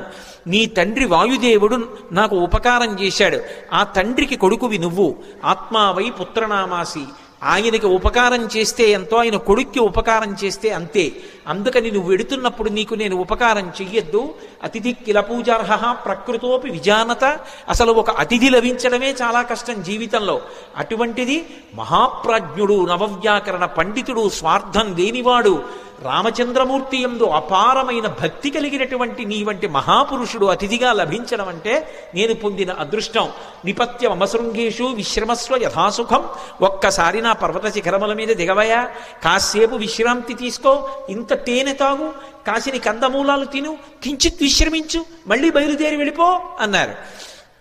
విన్నారు హనుమ. ఒక్కసారి నవ్వి ప్రీతోస్మి కృతమాతిథ్యం మన్యురేషోపనీయతాం త్వరతే కార్యకాలో మే అహస్యాప్యతివర్తతే ప్రతిజ్ఞాతమయా దత్తానస్తాతం వ్యభిహాంతరే అంటారు. ప్రీతోస్మి కృతమాతిథ్యం, చాలా సంతోషం, మీరు నాకు ఆతిథ్యం ఇచ్చినట్టే, మీరు నాకు అన్నీ పెట్టినట్టే, కానీ అన్యురేషోపనీయతాం, మన్యువు పెట్టుకోకండి, అంటే కోపం పెట్టుకోకండి మనసులో. మీరు అన్న మాట నేను పాటించలేదని ఏమనుకోకండి, నేను ప్రతిజ్ఞ చేశాను. రామకార్యం మీద ఎక్కడా ఆగను, రామచంద్రమూర్తి విడిచిపెట్టిన బాణం ఎలా వెడుతుందో అలా వెడతానన్నాను. అలా వెడతానన్నవాడిని అలా వెళ్లకుండా మధ్యలో దిగి విశ్రాంతి తీసుకుని వెడితే రామబాణంలా వెళ్ళినట్టు ఎలా అవుతుంది? ఇది హనుమ యొక్క ప్రజ్ఞ. అంతటి ప్రాజ్ఞుడైన, అంత శక్తివంతుడైన, కేవలం నా ప్రయత్నం చేత సాధిస్తాననరు. రామచంద్రమూర్తి యొక్క సహాయం కావాలి. యథా రాఘవ నిర్ముక్త శరస్వసన విక్రమ, రాముడు వదిలిన బాణంలా వెడతాను. రామానుగ్రహం ఉండాలి. ఎవడైనా జీవితంలో వృద్ధిలోకి రావాలనుకున్నవాడు తాను చెయ్యవలసిన పని తాను చేస్తూ, తన ప్రయత్నం తాను చేస్తూ, ప్రయత్నానికి పక్కన భగవంతుని యొక్క అండదండలు కూడా కలగాలని కోరుకోవాలి. భగవంతుని యొక్క ఏ అనుగ్రహం లేకుండా కేవలం తన ప్రయత్నం వలన సాధిస్తాననుకోవడం మూర్ఖత్వం. ఎప్పుడూ అలా సాధించలేడు. ఈశ్వరుని యొక్క అనుగ్రహం తోడు కావాలి. అందుకే నేను కాదు, రాముడి విడిచిన బాణంలా వెడతాను, రామానుగ్రహం నా యందు నిలబడాలన్నారు. అందుకే మహానుభావుడు నేను రామబాణంలా వెడతానని ప్రతిజ్ఞ చేసి మధ్యలో ఆగలేను. అవతల వేళ దాటిపోతోంది, తొందరగా వెళ్ళాలి, ఏమనుకోకండి. ఎంత మర్యాదగా మాట్లాడతారో. ఒక్కసారి ముట్టుకున్నారు, ప్రీతోస్మి కృతమాతిథ్యం, మీరు నాకు ఆతిథ్యం ఇచ్చినట్టే. ఒక్కసారి ఇలా చెయ్యి వేశారు, ముందుకి దాటి వెళ్ళిపోయారు. సమస్త భూతములు ఆశ్చర్యపోయే, ఏమి ప్రజ్ఞావంతుడు! ఉపాసకుడు ముందు దైవాన్ని ఉపాసన చేయడం మొదలు పెట్టగానే ముందొచ్చేటటువంటి ప్రతిబంధకం ఏమిటంటే నమస్కారం.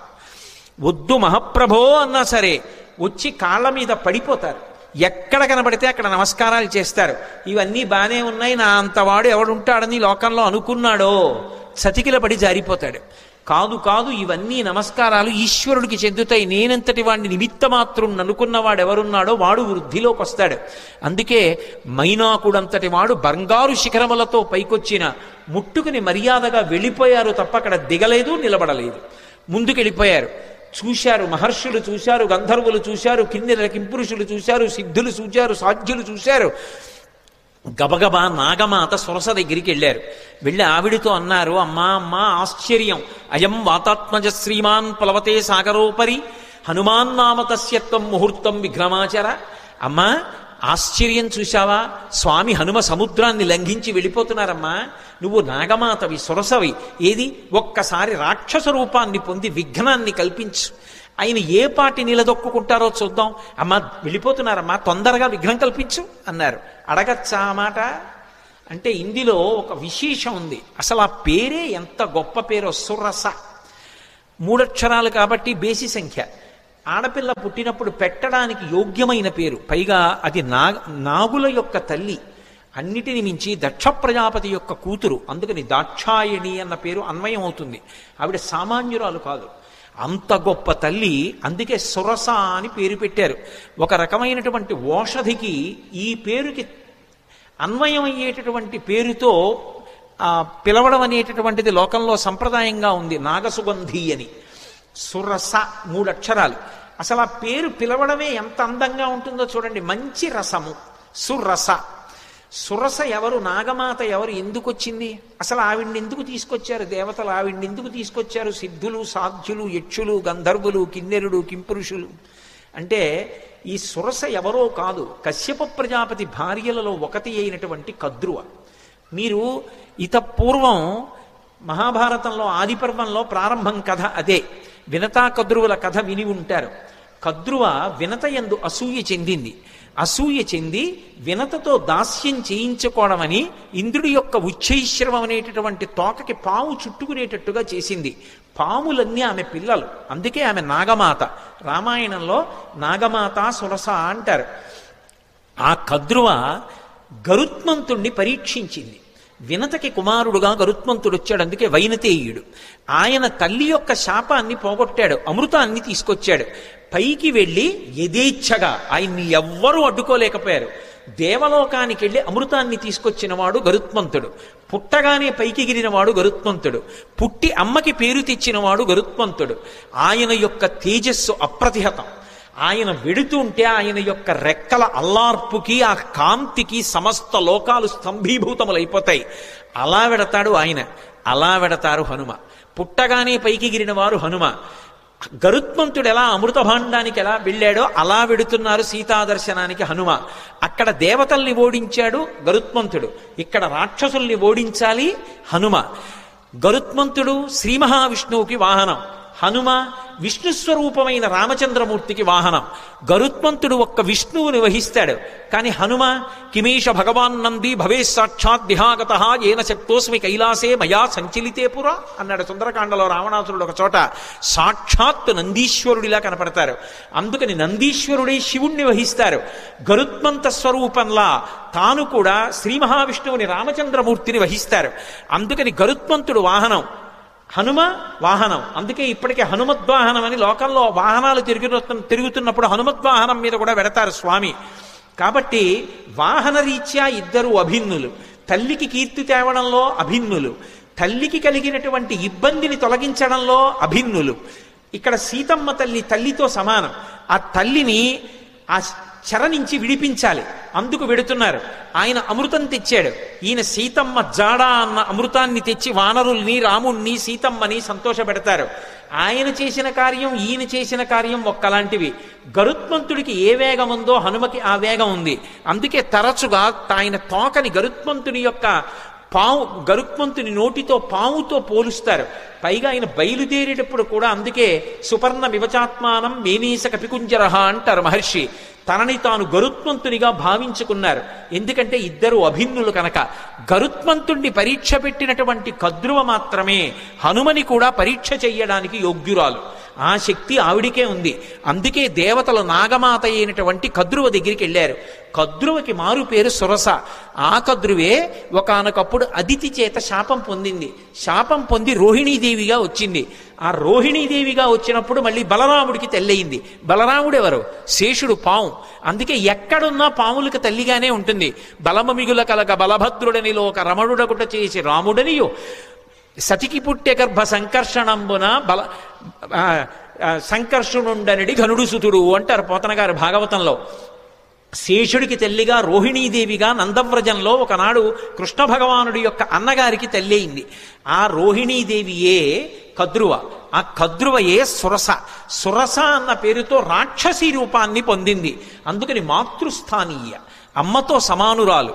ఎందుకని అంటే గరుత్మంతునికి పినతల్లి, గరుత్మంతుడు హనుమ అభిన్నులు కాబట్టి గరుత్మంతునికి పినతల్లి, కాబట్టి పినతల్లి తల్లితో సమానం, కాబట్టి మాతృస్థానీయ. రాక్షసీ రూపాన్ని పొందింది.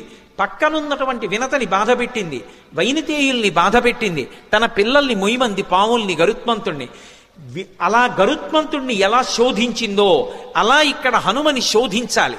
బాధ పెట్టినట్టు కనపడాలి, బాధ పెట్టి హనుమ యొక్క గొప్పతనాన్ని లోకానికి చాటాలి. అక్కడ గరుత్మంతుణ్ణి ఎలా పరీక్షించిందో ఇక్కడ అలా హనుమని పరీక్షించడానికి అధికారము కలిగినటువంటిది కద్రువ ఒక్కతే. అందుకే కద్రువని రాక్షసీ రూపంతో రమ్మన్నారు. కద్రువ రాక్షసీ రూపాన్ని పొంది వస్తే దాని పేరు సురస. కానీ ఆమె దాక్షాయణి, దక్ష ప్రజాపతి కుమార్తె, కశ్యప ప్రజాపతి యొక్క భార్య. అందుకే వినత కద్రువ ఇద్దరూ కూడా దక్ష ప్రజాపతి కుమార్తెలలో వాళ్లే. అందుకని ఆమె రాక్షసీ రూపాన్ని పొంది వచ్చి అడ్డంగా నించుంది. ఇప్పుడు నిలబడితే స్వామి హనుమ వచ్చేస్తున్నారు. ఆయన్ని చూసింది. చూసి ఆవిడంది, నువ్వు ఒక్కసారి నా నోట్లోకి ప్రవేశించు, భక్షయిష్యామి, నేను తినాలనుకుంటున్నాను, ప్రవిష్టోస్మి మమాననం, నా నోట్లోకి నువ్వు రా అంది. తినాలనుకున్న వాళ్ళు తినేస్తారు, అంతేకాని నా నోట్లోకి నువ్వు రా ఏమిటి అంటే పరీక్షిస్తోంది అక్కడ. అంతేకాని సింహిక తినేసినట్లు తినేయాలనుకోవడం ఆవిడ లక్షణం కాదు, శోధించడానికి వచ్చింది. ఇక్కడ వివేకం కావాలి. ఇలా ఎందుకంది ఆ మాట? ప్రవిష్టోస్మి మమాననం అని ఎందుకనాలి? భక్షయిష్యామి, నిన్ను నేను తినేస్తాను, నా నోట్లోకి రా అనరు. తినేయాలనుకున్న వాళ్ళు తినడానికి ఆపేస్తారు వేగాన్ని, ఆపి నోరు తెరిచి పట్టుకుంటారు. ఆవిడ నోరు తెరిచి పట్టుకోవట్లేదు, నోరు తెరిచి రా అంటోంది. ఏమిటి తేడా? ఎందుకని? అది వివేకం అంటే. అది ఉందా హనుమకి? తట్టుకుంటారా రేపు లంకలో? ఇది పరీక్షిస్తున్నారు దేవతలు. వెంటనే ఆయన మహానుభావుడు హనుమ చూశారు, ఇదేదో ప్రతిబంధకం వచ్చిందే, రాక్షసొచ్చిందే, నోరు తెరిచిందే. ఆయన ఏం బెంగపెట్టుకోలేదు.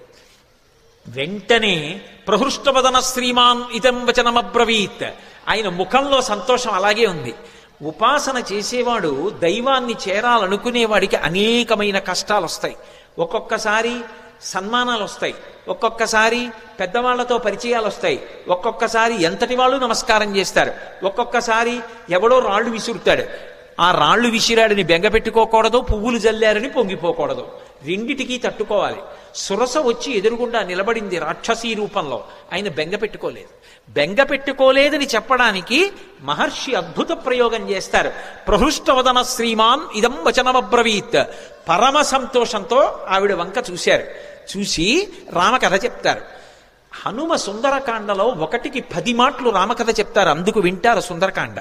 కానీ చెప్పేటప్పుడు మళ్ళీ మొత్తం కథంతా చెప్పరు. ఎక్కడ ఎలా చెప్పాలో అలాగే చెప్తారంతే. ఒక్కొక్క చోట సంక్షిప్తంగా చెప్తారు. ఈ పరిస్థితుల్లో రామకథ వివరంగా చెప్పడం కుదరదు. అందుకే ఎంత సంక్షిప్తంగా చెప్పారంటే, రామో దాశరథిర్నామ ప్రవిష్టో దండకాననం లక్ష్మణేన సహభ్రాత వైదేహ్యా చాపిభార్యయా అథవా మైథిలీం దృష్ట్వా రామంచా క్లిష్టకారిణం ఆగమిష్యామితే వక్త్రం సత్యం ప్రతిశృణోమితే అన్నారు. అమ్మా, దశరథ మహారాజు గారి కొడుకు రామచంద్రమూర్తి సీతమ్మతో కలిసి తండ్రిని సత్యమునందు నిలబెట్టడానికి అరణ్యవాసానికి వస్తే రాముడి భార్య అయిన సీతమ్మని రావణుడన్న రాక్షసుడు అపహరించాడమ్మా. ఆ సీతమ్మ జాడ కనిపెట్టడానికి వెడుతున్నాను. ఒక్కసారి సీతమ్మ జాడ తెలుసుకుని రామచంద్రమూర్తికి చెప్పి వచ్చి నీ నోట్లోకి వచ్చేస్తాను, నన్ను మన్నించమ్మా, వదిలిపెట్టు అన్నారు. ఆవిడ తినేస్తానంటలేదు, పట్టుకోవట్లేదు. ఆవిడంది కుదరదు, ఇది దేవతల వరం. అంటే నిన్ను పరీక్షించాలి, దేవతలు అడిగారు కాబట్టి నువ్వు నా నోట్లోకి వచ్చి వెళ్ళు అంది. నా నోట్లోకి వచ్చాక ఏమో నాకు ఆహారం అయిపోవచ్చు, నువ్వు పరీక్ష తట్టుకోలేకపోవచ్చు, కాబట్టి నా నోట్లోకి వచ్చి వెళ్ళు అంది. ఆయన అన్నారు, అలాగేనా అమ్మా, తప్పదా, అలాగే పెడతాను అన్నారు. పెద్ద శరీరం పెంచారు. ఆ శరీరం పట్టద్దు, ఆవిడ నోరు తెరిచింది. ఇంకొంచెం పెంచారు, ఇంకొంచెం నోరు తెరిచింది. ఆయన అపారమైన వివేకం ఉన్నవాడు, మహానుభావుడు. హనుమంటే సశింక్షిప్యాత్మనక్కాయం బభూవాంగుష్ఠమాత్రక. బొటన వేలంత చిన్నవారైపోయారు అకస్మాత్తుగా. సురస పెద్ద నోరు తెరిచి ఇంకా పెంచుతారనుకుంటోంది. ఆయన బొటన వేలంతా అయిపోయి చటుక్కున లోపలికి వెళ్ళి బయటకు వచ్చేశారు. అమ్మా, ప్రవిష్టోస్మిహితే వక్త్రం దాక్షాయణి నమోస్తుతే గమిష్యే యత్ర వైదేహీ సత్యం జాసీధరస్తవా అన్నారు. అమ్మా, నీ నోట్లోకి వెళ్ళమన్నావు కదా, ప్రవిష్టోస్మిహితే వక్త్రం దాక్షాయణి నమోస్తుతే. కనిపెట్టేశారు మహానుభావుడు, మహావివేకశాలి. అమ్మా, నువ్వు దాక్షాయణివి, దక్ష ప్రజాపతి కుమార్తెవి, కద్రువవి, సొరసగా వచ్చావు, నన్ను పరీక్షిస్తున్నావమ్మా, నీకు నమస్కారం. నన్ను తినడం నీ ఉద్దేశ్యం కాదు, శోధిస్తున్నావంతే. అమ్మా, అనుగ్రహించమ్మా, నన్ను ఆశీర్వదించమ్మా, సత్యం దాసీధరస్తవా, నేను వెళ్ళి ఆ వైదేహి జాడ కనిపెట్టాలమ్మా అన్నారు. పొంగిపోయింది ఆవిడ. గరుత్మంతుడిని ఎలా ఆశీర్వదించిందో అలాగే ఆశీర్వదించింది. అర్ధసిద్ధ్యై హరిశ్రేష్ఠ గచ్చ సౌమ్య యథాసుఖం సమానయిష్వ వైదేహీం రాఘవేణ మహాత్మన. నాయనా, నీకు అభయం ఇస్తున్నాను, వెళ్ళు. సంతోషంగా బయలుదేరి వెళ్ళి సీతమ్మ జాడ కనిపెట్టి సీతారాముల్ని కలిపినవాడు హనుమ అనేటటువంటి అద్భుతమైన కీర్తిని పొందు అంది. సుందరకాండకున్న గొప్పతనం ఏమిటో తెలుసా? అక్కడ మైనాకుడు పైకొచ్చాడు. ఆయన ఏమి హనుమ ఆతిథ్యం పుచ్చుకోలేదు. పుచ్చుకోకుండా ఇలా ముట్టుకుని వెళ్ళిపోయారు. వెళ్ళిపోగానే పైకి తేలి ఉన్నాడు కదూ, ఇంద్రుడు వచ్చాడు. ఇంద్రుడు రాగానే తన రెక్కలు తరిగేస్తాడనుకున్నాడు మైనాకుడు. ఆయన అన్నాడు, వచ్చి చూసి, హిరణ్యనాభ శైలేంద్ర పరితిష్టోస్మితే భృజం అభయంతే ప్రయచ్ఛామి తిష్ట సౌమ్య యథాసుఖం అన్నాడు. ఓ మైనాకుడా, నాకు తెలుసు నువ్వు సముద్రంలో ఉన్నావని, ఎప్పుడో అప్పుడు పైకొస్తావు, నీ రెక్కలు తరిగేద్దాం అనుకున్నాను. కానీ రామకార్యం మీద వెడుతున్న హనుమకి ఆతిథ్యం ఇవ్వడానికి నీ రెక్కలు తెగిపోయినా పర్వాలేదని పైకొచ్చావు. ఇవ్వాల నీకు అభయం ఇస్తున్నాను, నీ రెక్కలు తరగను, నువ్వు అలాగే సంతోషంగా కూర్చో, నీ జోలికి రానని వెళ్ళిపోయాడు. మీరు గమనించండి, రామకార్యం మీద వెడుతున్న వాడికి మాట సాయం చేస్తే సంపాతికి కాలిపోయిన రెక్కలు వచ్చాయి. రామకార్యం మీద వెడుతున్న వాడికి గుక్కెడు మంచినీళ్లు ఇవ్వలేదు, తాగలేదు. తాగమని అడిగినందుకు గాను ఉత్తర క్షణంలో ఉన్న రెక్కలు నిలబడ్డాయి భద్రంగా. రామ కథకి సుందరకాండకి ఉండేటటువంటి శక్తిని చెప్పకుండా చెప్తారు మహర్షి. ఇక్కడికి వచ్చేటప్పటికి సురసని దాటి ముందుకెళ్ళిపోతున్నారు. సురస అంటే ఎవరో కాదు, సంసారమే సురస. సంసారాన్ని దాటడం కాదు సుందరకాండ తత్వంగా చెప్పినప్పుడు. సంసారంలోకి ప్రవేశించనంటే కుదరదు. సంసారంలో ప్రవేశించకుండా నేను ఏదో అలా ఉండిపోతానండి అంటే అకస్మాత్తుగా కామము ధర్మమును విడిచి కాటు వేసిందా జారి కింద పడిపోతాడు. కామమునకు అర్థమునకు ధర్మం ఇచ్చి ధర్మము చేత కట్టు వెయ్యాలి. కట్టువేసి సంసారమునందుండి సంసారమునకు అంటుకోకుండా సంసారాన్ని పరిశీలించి సంసారమునకు నమస్కరించి సంసారము యొక్క అనుగ్రహంతో వైరాగ్యాన్ని పొంది కొబ్బరి పెంకు కట్టుకున్న కొబ్బరి కురిడి అయిపోయిన తర్వాత విడిపోయినట్టు సంసారము నుండి విడివడాలి.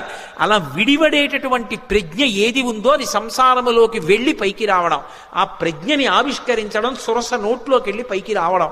కాబట్టి మహానుభావుడు మనకి మార్గాన్ని నేర్పి ఇది కదా సుందరకాండని పేరు పెట్టడానికి మహర్షి ఎంచుకున్నటువంటి అన్వయ క్రమం.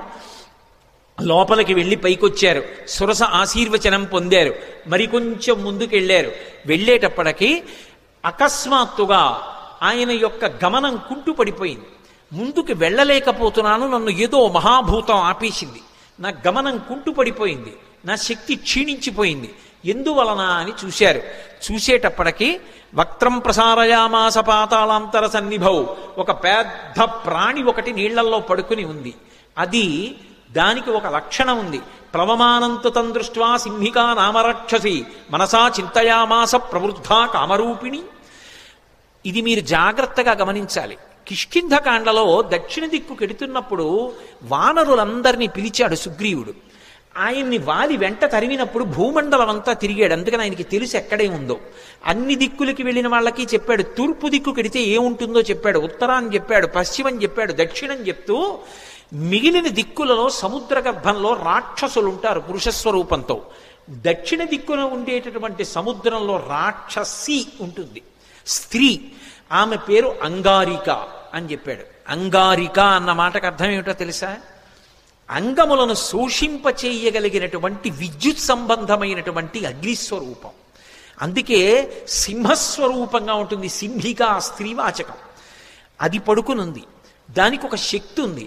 అది చూసిందనుకోండి, ఆ చూసిన శక్తి చేత ఆపేస్తుంది, అవతల వాళ్ళ యొక్క శక్తి తనకి లాగేస్తుంది. అంత గొప్ప శక్తి సింహికది. అది లాగేసింది హనుమ యొక్క శక్తిని. ఆయన శక్తి కుంటుపడిపోయింది, ముందుకు వెళ్ళలేకపోయారు. ఆగిపోయి కిందకి చూశారు. ఏమి ఆపింది నన్ను అని చూశారు. ఒక్కసారి ఊర్ధ్వమూల మధశ్చైవా వీక్షమాణస్తత కపి దదృశేష మహత్సత్వా ఉద్దితం లవణాంభసి తదృష్ట్వా చింతయామాస మారుతిం వికృతానినం కపిరాజేన కడితం సత్వమద్భుత దర్శనం. ఓసారి కిందకి చూశారు, పైకి చూశారు, పక్కలకి చూశారు, నీటిలోకి చూశారు. పెద్ద నోటితోటి మహాప్రాణి ఒకటి పడుకునుంది. గమనించారు. ఓ, దీని గురించే సుగ్రీవుడు బయలుదేరే ముందు చెప్పాడు. ఒక మహాప్రాణి దక్షిణ సముద్రంలో కనపడుతుందని చెప్పాడు. అది పైన వెడుతున్న వాణ్ణి కూడా దూరం నుంచి చూసి కూడా వాడి శక్తిని లాగుతుందని చెప్పారు. ఇదేనమాట.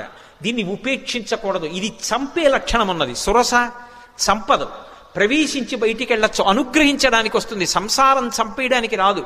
సంసారాన్ని సక్రమంగా వినియోగించుకోగలిగిన వాడు ధర్మం చేత అర్ధకామములను ముడివేసి చక్కటి వైరాగ్యాన్ని పొంది వానప్రస్థుగా మిగిలిపోయి ఈశ్వరుడికి దగ్గరవుతాడు.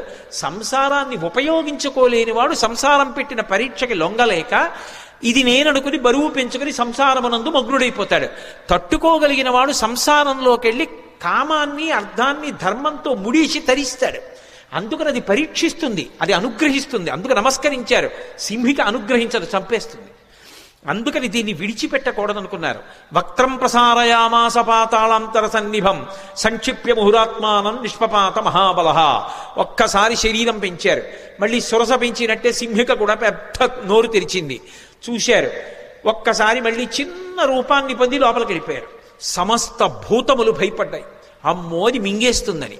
వెళ్ళిపోయి సింహకి యొక్క మర్మావయవములు ఎక్కడ ఉన్నాయో చూశారు. మర్మస్థానములు, ప్రాణములు దేని మీద ఆధారపడి ఉంటాయో వాటిని మర్మస్థానములు అంటారు. అటువంటి మర్మస్థానములను చూశారు. ఆ గుండె, ఊపిరితిత్తులు అటువంటి వాటిని తుంచేశారు. తుంచేసి చటుక్కన పైకొచ్చారు. ఆ ప్రాణి నీటి మీద తేలిపోయింది, మరణించింది. చాలా సంతోషం అనుకున్నారు. పైనుంచి దేవతలు, గంధర్వులు, మహర్షులు అందరూ పుష్పవృష్టి కురిపించారు. ఆ సింహికా రూపం చెనకగలదా? అందుకే అది ఆయన చేత సంహరింపబడింది. సంహరించే వాటిని, ప్రమాదములు తెచ్చే వాటిని కూడా నిలబెట్టగలిగిన ప్రజ్ఞ కలిగినటువంటి మహాపురుషులు ఈ దేశంలో ఉన్నారనడానికి రామాయణం ప్రబల సాక్ష్యం. వెంటనే సింహికా సంహారం చేశారు, ముందుకెళ్ళిపోయారు. తతస్సలంబ సగిరే సమృద్ధే విచిత్రకూటే నిపపాతకూటే. లంబ పర్వతము అనబడేటటువంటి పర్వతం, ఆ పర్వతం మీద దిగారు. దాని నిండా సెలయేళ్ళు, అనేకమైనటువంటి చెట్లు. ఒక్కసారి దిగి తన ఒంటి వంక చూసుకున్నారు. ఓహో, రామానుగ్రహం ఉండాలి, కానీ ఇటువంటి నూర్లు ఎన్నైనా దాటుతానన్నారు. మీతో నేను మనవి చేశాను, సుందరకాండ మీద ప్రవచనం చేసేటప్పుడు ఏదో ఒక మంగళప్రదమైనటువంటి ఘట్టం దగ్గరికి వస్తే తప్ప ఆపకూడదు. మిగిలినవి నేను సమయం చూసుకుని ఆపగలను, కానీ సుందరకాండ ప్రవచనం అలా చేయడానికి వీల్లేదు. సుందరకాండ ప్రవచనం చేస్తే మంగళప్రదమైన ఘట్టం దగ్గర ఆపాలి. అందుకే స్వామి 100 యోజనముల సముద్రాన్ని దాటి ఆవలి ఒడ్డుకి దక్షిణ తీరాన్ని చేరి లంబపర్వతం మీద దిగి సంతోషంగా ఉన్నారు. లంకాపట్టణాన్నంతటినీ చూస్తున్నారు. మొదటి రోజు ఆయన చేసినటువంటి కార్యము సఫలీకృతమైంది అన్న శుభవార్త దగ్గర ఇవాల్టి ప్రవచనాన్ని పూర్తి చేస్తున్నాను.